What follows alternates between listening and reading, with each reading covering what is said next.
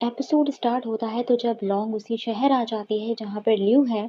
तो ये दोनों खाना खाने के लिए किसी जगह पर बैठ जाते हैं, मगर वो बंदा इनसे खाना खाने के बहुत सारे पैसे मांगने लगता है और रीजन बताता है कि यहाँ पर अनाज की कीमत बढ़ गई है, इसीलिए खाना महंगा हो रहा है।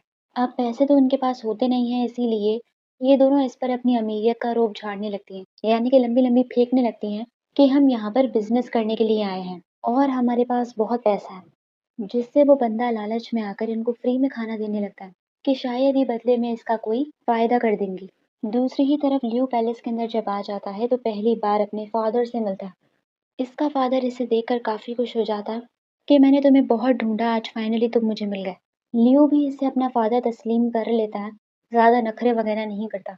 अब लियो के पैलेस आने की खबर दू को मिल जाती है तो इसकी खुशी का तो कोई जवाब नहीं होता।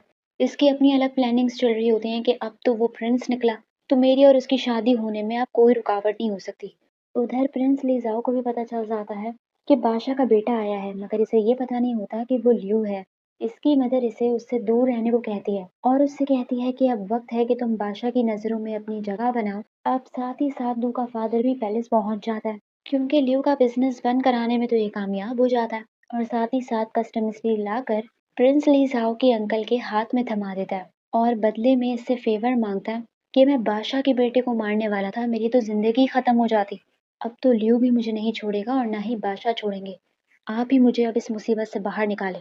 तो प्रिंस लीजाओ के अंकल का नाम होता है यान, तो अब हम इन्हें अंकल यान कह के बुलाएंगे। अंकल यान इसकी मदद करने को तैयार हो जाता है और इसे मशवरा देता है कि तुम अपनी बेटी की शादी लियू से तय करवाओ। एक दफा शादी हो जाएगी तो सारे मामला ठंडे हो जाएंगे। दो का फादर तो फौरन मान जाता है कि मेरी बेटी तो वैसे ही उसे पसंद करती है। अब वही रेस्टोरेंट वाले लॉन्ग और जियो को रहने की जगह भी प्रोवाइड करते हैं, मगर लॉन्ग समझ जाती है कि कुछ गड़बड़ है, क्योंकि वो लोग इन पर कुछ ज्यादा मेहरबान हो रहे होते हैं। इनको पीने के लिए ड्रिंक तक देते हैं फ्री की। तो ये फौरन पेन निकाल कर जब उस ड्रिंक को चेक करती है तो इसे पता चलता है कि उस ड्रिंक में जहर मिला हुआ है।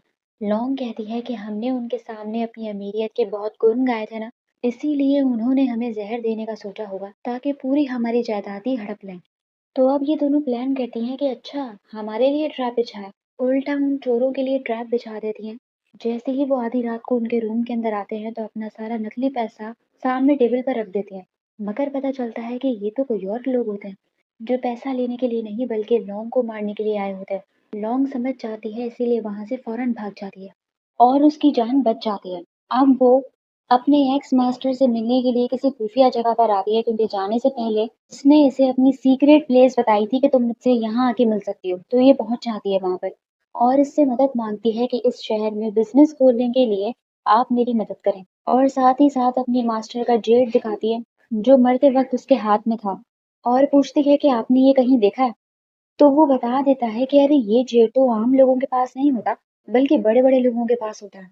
और किसी शॉप की लोकेशन भी इसे बताता है जहाँ के लोगों के पास ऐसा जेट होता है और वहाँ के लोग अंदर की खुफिया खबरें भी देते हैं।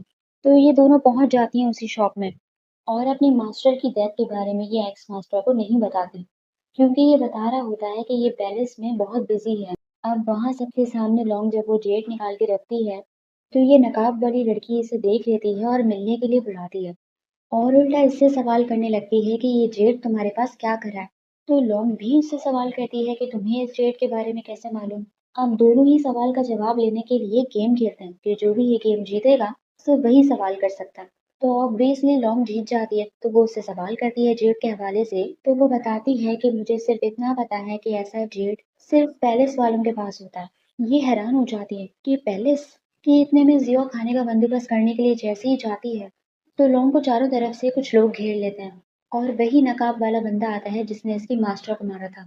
लॉन्ग पहचान लेती है कि तुम तो वही हो और इसको भी मारने के लिए इस पर अटैक करता है। लॉन्ग के पास फाइटिंग स्किल्स तो होती नहीं है, इसीलिए वो लॉन्ग को चाकू मार देता है, मगर लॉन्ग बच के भागने में कामयाब हो जाती है क्योंकि वो किसी की गाड़ी पर चढ़ जाती है और पता चलता है कि वो बंदे किसी का ऑर्डर फॉलो कर रहे होते हैं। इनके बॉस की शक्ल नहीं दिखाते, बस वो ऑर्डर दे रहा होता है लॉन्ग को खत्म करने का। और वहाँ लियो की शादी दो के साथ फिक्स करा दी जाती है, क्योंकि अंकल यान बात छेड़ता है और बादशाह को भी ये रिश्ता काफी अच्छा लगता है, मगर लियो मना करने लगता है कि तू अच्छी होगी मगर मुझे वो पसंद नहीं है, मेरा इंटरेस्ट किसी और में है। मगर उसका फादर मना कर देता है कि मैंने जो फैसला कर लिया वही डन है। लियो जब और बहस करने की कोशिश करता है तो प्राइम मिनिस्टर युआन उसे रोकता है। बादशाह के ऑर्डर के खिलाफ मत जाओ। तो ये चुप हो जाता है और कुछ नहीं कहता। दू को जब ये न्यूज़ मिलती है तो उसकी खुशी का तो कोई जवाब ही नहीं होता, क्योंकि वो तो शुरू से यही चाहती थी।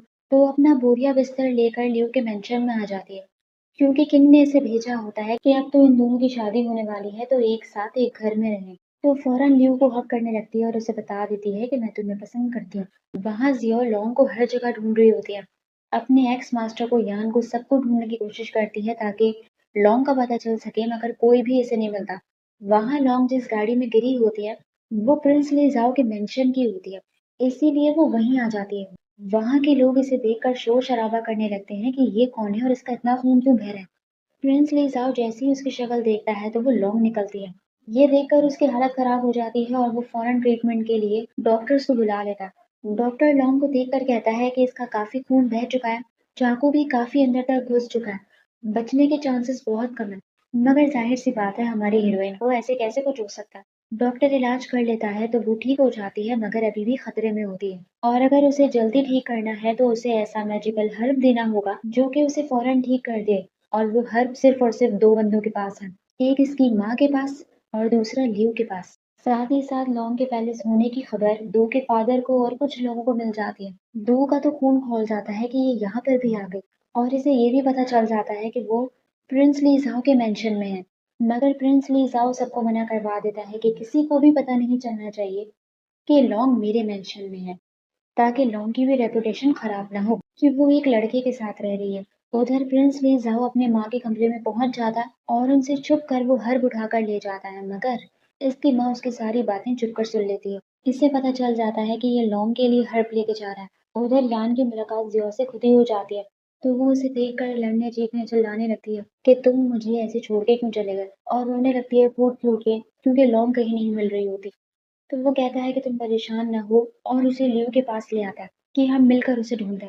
लियो को लॉन्ग के मिसिंग का पता चलता है तो वो और परेशान हो जाता है और सबको उसे ढूंढने के लिए भिजवाता है। इतने में दो जियो को देख लेती है तो लॉन्ग के बारे में इससे बुरा भला कहने लगती है कि लियो के पीछे भागते भागते वो यहाँ तक आ गई।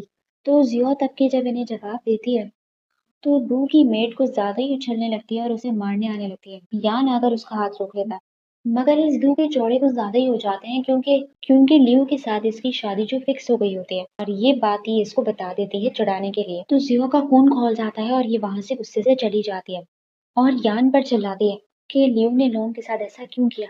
लॉन्ग उसे पसंद करती थी। तो यान बताता है कि वो ये शादी नहीं करना चाहता बल्कि जबरदस्ती कर रहा है। अब इतने में वहां पर दू आने लगती है, इसीलिए ये दोनों छुप जाते हैं और इसकी बातें सुन लेते हैं। दू को तो पता होता है कि लॉन्ग प्रिंस लिजाओ के मेंशन में है, तो वो ये बात कह देती है जिससे इन लोगों को पता चल जाता है। तो पहुंच जाती है दू प्रिंस लिजाओ के घर लॉन्ग से मिलने के लिए, जानबूझकर अपनी और लियू की शादी का बताकर जलाने के लिए। मगर प्रिंस लिजाओ बहुत अच्छा करता है कि उसे मिलने नहीं देता और उसे ये कहकर वापसी का रास्ता दिखा देता है कि तुम्हें कोई गलत फहमी हुई है, यहाँ लॉन्ग नहीं है। और दू के वहीं खड़े होने की वजह से इसे जियो से भी झूठ बोलना पड़ता है कि लॉन्ग यहाँ नहीं है। और यही एपिसोड खत्म हो जाता है। तो आप लोग मुझे बताइए, आप लोग एपिसोड कैसी लगी। लाइक कीजिए, सब्सक्राइब कीजिए और कमेंट भी कर लीजिए। Thank you so much.